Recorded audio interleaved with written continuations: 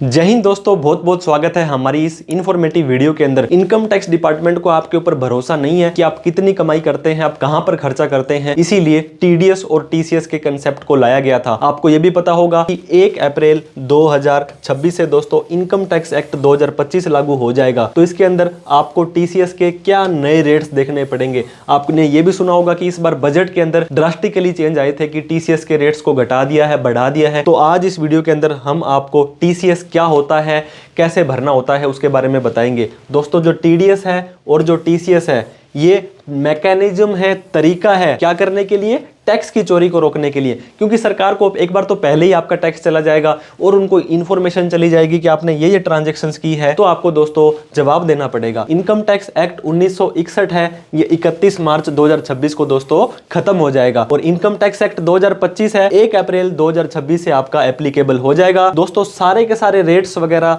Almost same रहेंगे, लेकिन form के नंबर, चालान के नंबर, सीरियल के नंबर ड्रास्टिकली चेंज हो जाएंगे। टीडीएस काफी सेक्शंस के अंदर रिड्यूस हो गया है। यहाँ पर टेबल्स का यूज किया गया है दोस्तों। अब आपको मल्टीपल सेक्शंस याद करने की बजाय टेबल को याद करना पड़ेगा, जिसके माध्यम से आप अपने टीसीएस को देख सकते हैं, कर सकते हैं। टीडीएस जो टीसीएस का बड़ा भाई है दोस्तों, टैक्स डिडक्टेड एट सोर्स। यहाँ पे तो एक फिक्स % का टैक्स आपका डिडक्ट कट लिया जाएगा, काट लिया जाएगा। ये एक तरह से एडवांस टैक्स होता है। यहाँ पे दोस्तों, अगर आपको जहां से पैसा मिल रहा है, मान लीजिए आपको कहीं से 1000 रुपए का पैसा मिलना था, रुपए मिलना था, और उसका 10% का टीडीएस आपका कटना था, तो टैक्स डिडक्टेड एट सोर्स, जहां से पैसा आ रहा है वहां से आपको काट कर मिलेगा।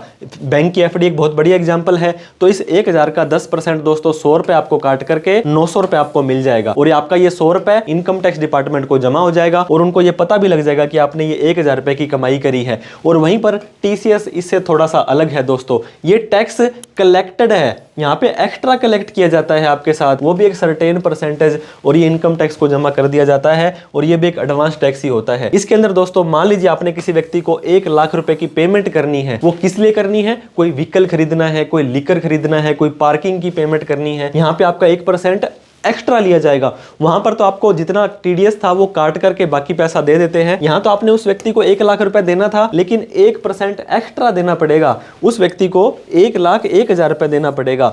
वो 1 लाख ही अपने पास रखेगा, 1,000 रुपए जो एक्स्ट्रा लिया है वो सरकार को जमा कर देगा। ये होता है टीसीएस। तो टीडीएस और टीसीएस का आपको कंसेप्ट भी समझ आ गया होगा। जो व्यक्ति टीडीएस काट रहा है या टीसीएस कलेक्ट कर रहा है, उसे 10 नंबर लेना पड़ता है दोस्तों। टैक्स डिडक्शन अकाउंट नंबर होता है ये 10 डिजिट का होता है। इसके बिना आप टीडीएस या टीसीएस में नहीं कर सकते हैं। तो कौन करेगा टीसीएस कलेक्ट दोस्तों? Central government, state government. क्या चलते फिरते कोई भी आपसे टीसीएस ले लेगा? ऐसा नहीं होता है। लोकल अथॉरिटी, स्टैट्यूटरी, इसके बाद में दोस्तों पार्टनरशिप फर्म, एलएलपी, कोई सोसाइटी, कोई इंडिविजुअल या एचयूएफ जिसकी टैक्स ऑडिट हो रही है। दोस्तों, अगर पिछले साल आपकी 1 करोड़ से ज्यादा की सेल थी या 50 लाख से ज्यादा की सर्विस थी, तो अगले साल से आपको टीडीएस या टीसीएस के रूल लागू करने पड़ते हैं। अगर आपका भी लिमिट क्रॉस हो रही है तो आपको टीडीएस दोस्तों काटना पड़ेगा, टीसीएस कलेक्ट करना पड़ेगा। अल्कोहल, दारू, शराब, बियर जो पीना स्वास्थ्य के लिए हानिकारक होता है, किसी को नहीं पीनी चाहिए। लेकिन जो शराब के ठेकेदार होते हैं, आपने सुना होगा दोस्तों,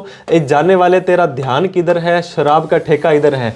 तो ये जो ठेका होता है, ये ठेका जो चलाता है ठेकेदार, जब सरकार से शराब लेने के लिए जाएगा होलसेल के अंदर, तब उसका टीसीएस कलेक्ट हो जाता है। एक आम आदमी के लेने देने नहीं है, लेकिन फिर भी इसका जो सेक्शन 206(c)(1) था दोस्तों, नया सेक्शन 394 हो गया। अब यहाँ पे 2% का टीसीएस काट लिया जाएगा कि वो ठेकेदार चोर तो नहीं है, वो अपनी सारी की सारी इनकम को दिखा रहा है कि नहीं दिखा रहा है। मान लीजिए आपने 1 करोड़ रुपए की दारू सरकार से खरीदी, तो उसका 2 लाख रुपए दोस्तों आपका टीसीएस कलेक्ट हो जाएगा।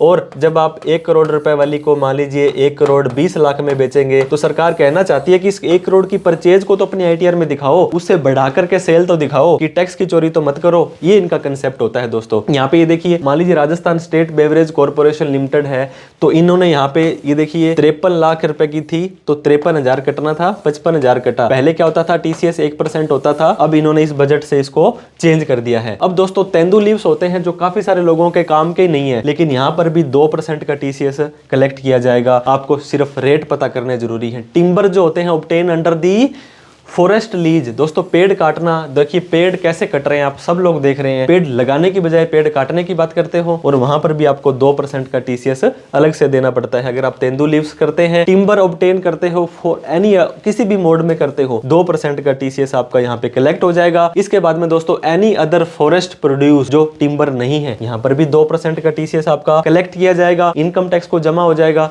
आपको सरकार को वो ट्रांजेक्शन दिखानी पड़ेगी। कबाड़, घर से वो कहते हैं ना कि कबाड़ी वाला या घर से कचरा निकाल, तो ये वाला कचरा निकालने के लिए भी दोस्तों अगर आप बड़े लेवल पे ऑन रिकॉर्ड ट्रांजैक्शंस की बात कर रहे हैं, आप कबाड़ का काम घर पे मोहल्ले में अड़ोस में पड़ोस में बैठ के कर रहे हो, उसमें कोई दिक्कत वाली बात नहीं है, तो ये भी आपको ध्यान रखना है। मिनरल्स होते हैं दोस्तों, कोल हो गया, लिग्नाइट हो गया, आयरन हो गया, इन चीजों को अगर आप निकालते हो तो उसके लिए भी आपको 2% का टीसीएस एक्स्ट्रा देना पड़ेगा। Lease license of parking lot, दोस्तों पार्किंग के 10 रुपए, 20 रुपए, 50 रुपए भी आप देते होंगे, लेकिन पार्किंग लॉट लेने के लिए भी आपका टीसीएस कलेक्ट होता है, क्योंकि सरकार चाहती है कि हमें इनकम पता लगे। अब दोस्तों टोल प्लाजा है, आप टोल देते हो, या आपने फास्टैग लगवा रखा है, या आपने 3000 रुपए वाला वो पास बनवा रखा है, तो जब टोल वाले होते हैं उनका भी एक्स्ट्रा टीसीएस कलेक्ट किया जाता है, इस चीज का ध्यान दे। इसके बाद है दोस्तों lease license mining and quarrying, किसी भी तरह की लाइसेंस लीज लेने के लिए भी आपका टीसीएस कलेक्ट होता है। इन सभी का एक ही पर्पज है कि सूचना इनकम टैक्स को चली जाए, आप आईटीआर के अंदर इन ट्रांजैक्शंस को दिखा रहे हैं कि नहीं दिखा रहे हैं। Cell of motor vehicle